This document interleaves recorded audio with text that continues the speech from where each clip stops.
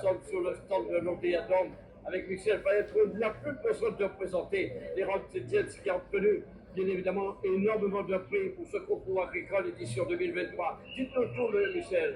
Ben, nous, c'est très important pour nous, le Salon d'agriculture déjà, parce que ça nous permet de rencontrer nos compatriotes des Outre-mer qui vivent en métropole et qui se demandaient qu'est devenu le rhum, le fameux rhum de la Martinique, dont on n'entendait plus parler il y a encore quelques années et qui est en train de renaître de ses cendres. Donc on est venu leur montrer que nous aussi nous avons des médailles d'or sur les vieux, sur les blancs, sur les pailles, sur les ambrés, un petit peu partout, et que nous sommes en train de développer ce qu'on appelle du spiritourisme, c'est-à-dire remettre les distilleries au goût du jour, au goût des touristes, avec justement des visites de distilleries, des dégustations, des balades en train, des visites d'habitation, etc. De remettre du festival dans les sites patrimoniaux, justement, des fêtes du rhum, des fêtes de fin de récolte, tous ces éléments-là qui contribuent à revaloriser le rhum, à le réhabiliter, à le reconsidérer comme un alcool de fête et non plus comme un alcool de détresse comme il existait avant. Et ça, c'est très important pour nous. Et le résultat est là, puisqu'aujourd'hui, pratiquement 800 000 visiteurs touristes visitent des distilleries, quelles que soient les distilleries. Nous, à notre niveau seulement, au niveau de Saint-James, on est à 200 000 visiteurs par année.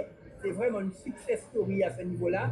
Et c'est vrai que le rhum est devenu de plus en plus un alcool noble et surtout certainement l'alcool blanc le plus consommé dans le monde.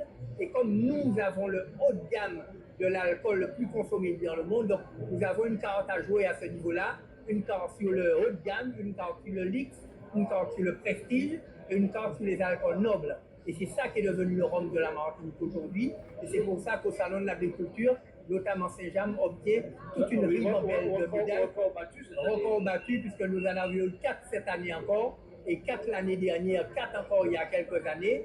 Et c'est vrai que nous cartonnons d'ailleurs. Bientôt, il y aura, je crois, un colloque sur le rhum des Antilles à Paris même, justement, en 2023, dans un mois, et que pratiquement tous les acteurs seront là pour montrer effectivement que le rhum, c'est l'avenir de la Martinique, et que le rhum, ce n'est pas la Martinique, ce n'est pas simplement une île aux fleurs, c'est aussi une terre de rhum, et c'est grâce notamment au rhum Saint-James qui tient le haut du pavé depuis un certain nombre d'années. Alors, on veut dire toutes ces décorations, c'est un vrai plus pour non seulement le rhum Saint-James, parce que je vous rappelle que la Martinique a eu 31 médailles, ce n'est pas rien, c'est très important. C'est valorisant d'avoir ces médailles. C'est très valorisant. C'est très valorisant parce qu'il ne suffit pas de se dire qu'on est les meilleurs. Il faut ensuite être reconnu. On existe en tant qu'être reconnu, surtout quand on valorise un produit. Et c'est vrai que toutes ces médailles-là montrent à qui en doutait encore que nous sommes véritablement dans un alcool très très haut de gamme, qui est le seul alcool, le seul rhum d'appellation d'origine contrôlée qui existe dans le monde. Et que ça, c'est très important.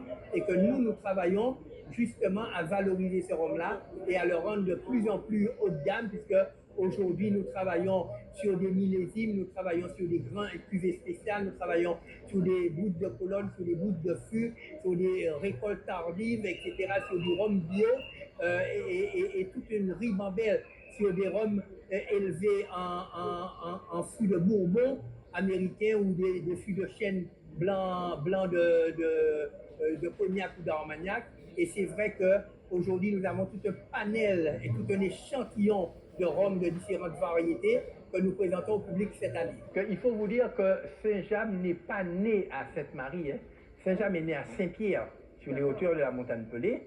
Et après l'éruption, en 1765, après l'éruption, bien sûr, on a été partiellement détruit parce qu'on quand même on était sur la route de Font-Saint-Denis, un petit peu enclavé.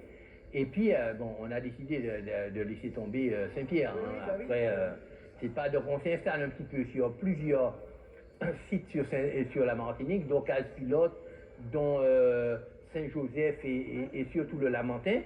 Vous voyez, là où vous avez la galerie là aujourd'hui, c'est l'usine Saint-James, hein, vous voyez, c'est clair. Et puis c'est dans les années 70 qu'on a regroupé, donc on a racheté l'ancienne usine de Sainte-Marie et on en a fait une usine pour faire du rhum Saint-James, vous voyez. C'est le plus ancien rhum. Alors c'est le plus ancien rhum identifié de Martinique, parce que des fois on voit des habitations qui disent qu'il date de 1600 ceci, 1600 cela. Mais à ce moment-là, je disais, le sucre et le rhum étaient vendus, exportés vers la métropole en vrac et sans identité. Et le premier rhum qui s'est donné une identité, qui s'est appelé Saint-James, et qui a eu un millésime qui date, le premier millésime du rhum martiniquais, qui date de 1885. Hexagone, actualité.